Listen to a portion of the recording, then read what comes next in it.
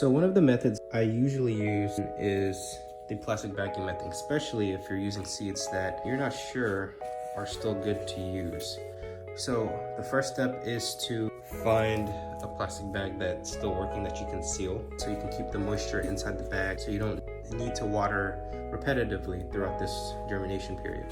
I'll be fitting one of the inside the baggie.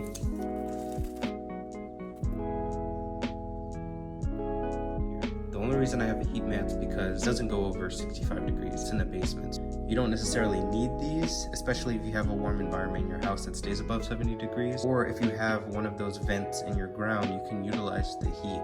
It has a little chart here showing you what seed typically need this temperature range. So I surrounded the seedlings with a towel just to retain that heat.